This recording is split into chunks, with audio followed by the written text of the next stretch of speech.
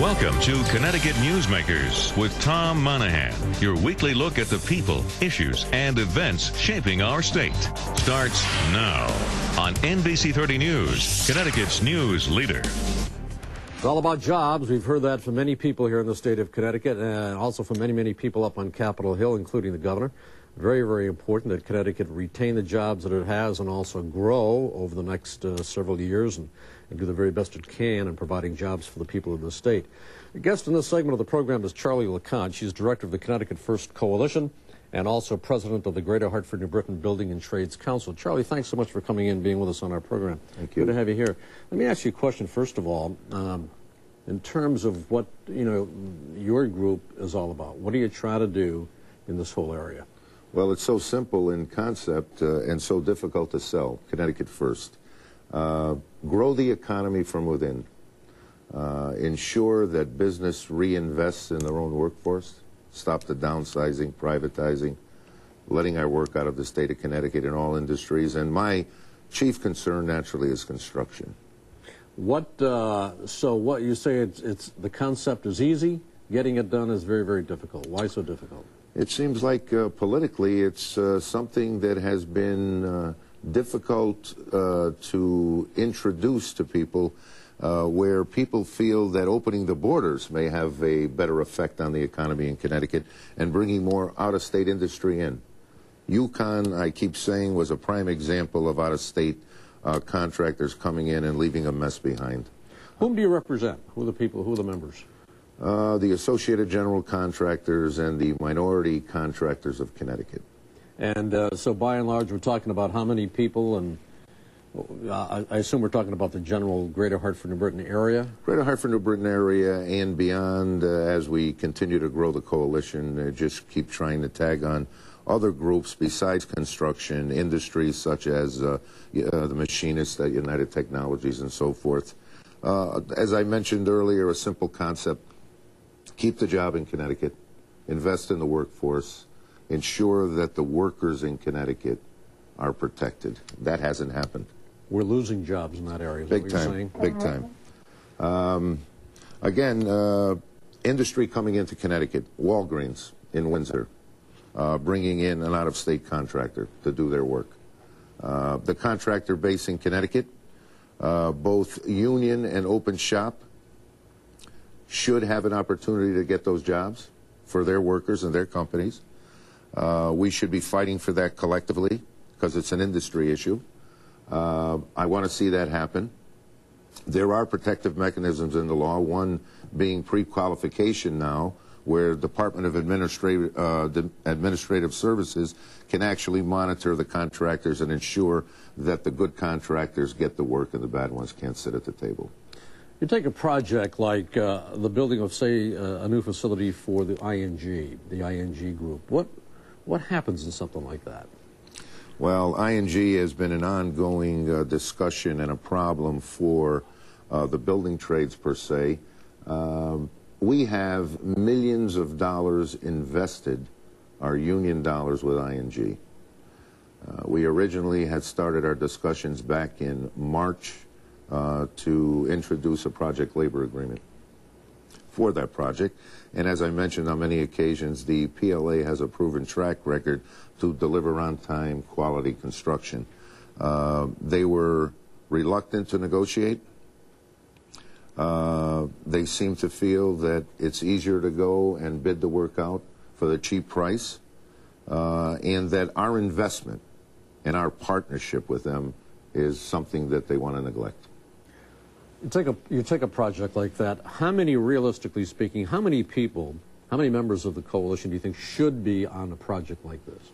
Well, the building trades, if it was a project under a project labor agreement, the building trades will be represented with probably 15 different crafts.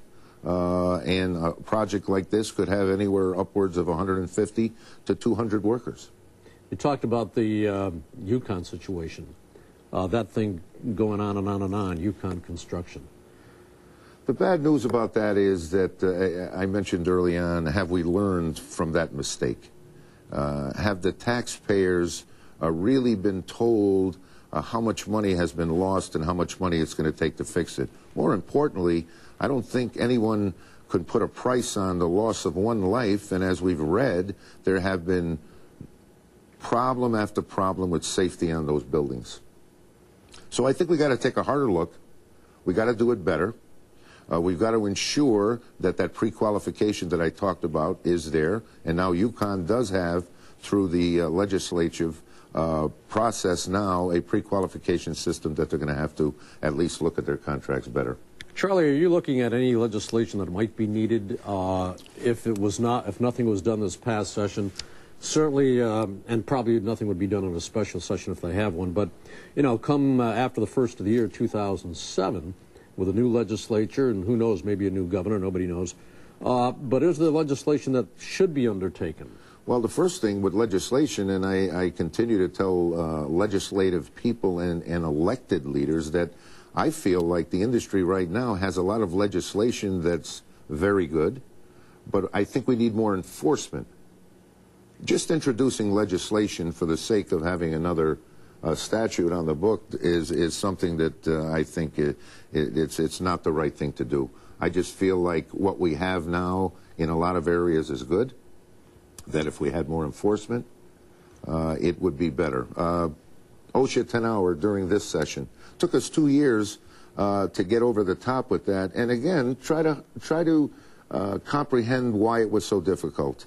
A safer workplace, ensuring workers to go home to their families, reduction of the workman's compensation costs for a contractor, and we had to fight through 2 sessions to make both sides of the aisles understand how important that 10-hour OSHA bill is. How about final point? You mentioned the fact that you know, it's so difficult to get a lot of this stuff done. Lawmakers generally feel, though, that they are doing something. And you talk about enforcement. Where would that enforcement come from? Well, again, these various agencies now, and you know, Governor Rell, with her strict ethics policies, has actually, in some ways, shut down our ability to do work in the state of Connecticut. Department of Transportation right now, I was in Washington yesterday, and we're in jeopardy of losing $200 million in road funds that have been dedicated for Connecticut because the road packages are not coming out in Connecticut from DOT. People are afraid to do business and afraid to do work. So that's a whole other area. Charlie, thank you so much for coming in and being with us on our program. It's good to have you with us today. Charlie LeConte, Connecticut First Coalition. Back with more in Connecticut Newsmakers in a moment.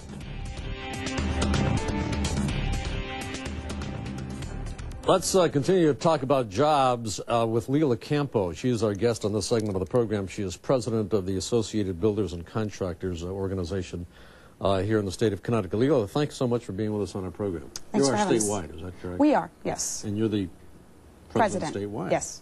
Very nice. What, you probably heard a little bit of Mr. LeConte. What's your take on all of this in terms of jobs as it pertains to, you know, the areas that you get involved in?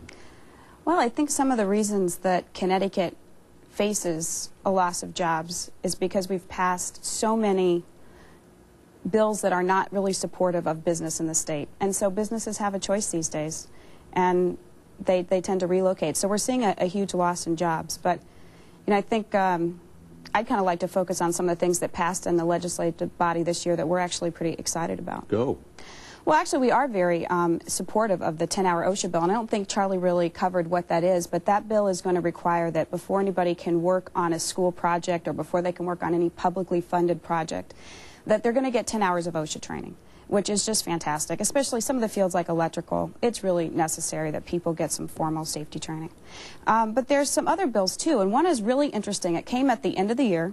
It was attached to the school funding bill, so that means it's going to pass because you have to fund the schools, right? Always. And the bill didn't have any public hearings or anything. It came on at the end, so that was an interesting situation. And the bill was introduced by Senator Gaffey, and we think the bill has some very positive points. I think, like any legislation, it's going to probably need a little tweaking here or there, but Senator Gaffey is addressing a problem, and the problem is that our school construction continues to skyrocket, especially if you take a look at the cost per square foot. We're talking all the way down the line, from universities right on through elementary? Well, what this particular funding bill addresses is elementary, junior high, and high school, so strictly. And it's an interesting phenomenon. I don't think a lot of people understand how our schools get funded. But our schools are state-funded, but locally controlled. In fact, the state has very little to say in how those school dollars are spent. And when you look at the magnet schools are paid for by the state by almost either 95 or 100% by the state. But the state will have no say in how those are being built. And Senator Gaffey's frustrated, and there's been a growing concern over how those dollars are spent. We kind of have an inside track in construction. We see it. Obviously, we love school construction, right? Absolutely. But we don't like to see taxpayer dollars wasted. So the bottom line is you have a tremendous amount of money this year, almost $800 million of the state funds going out on school construction. And we are watching local towns, especially the big cities, kind of use that money for their own political gain. And I think that some of these little individual issues that Gaffey addressed in this bill, Senator Gaffey, are going to address that, and we're excited by them. The first that's interesting is he's putting a restriction on change orders for schools. So once change orders exceed 5% of the total project cost, so you know you estimated what the project's going to cost, now you're at 105% of that cost. The state is going to have your reimbursement rate. So you're not going to get the free, 95% funding from the state. You're only going to get half of that 95%. And I think it's about time, because what we're seeing these mayors do is elect to go union only. And it's for political reasons.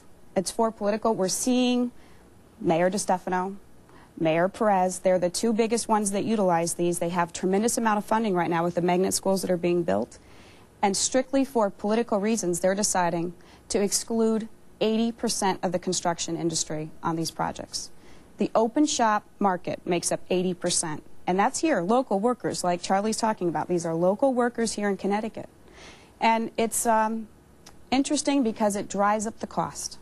It's competition. Just look at gas prices. Imagine how bad they are now if you were to eliminate 80% of gas stations from being able to price their gasoline out, and you only had 20% of your gas stations left.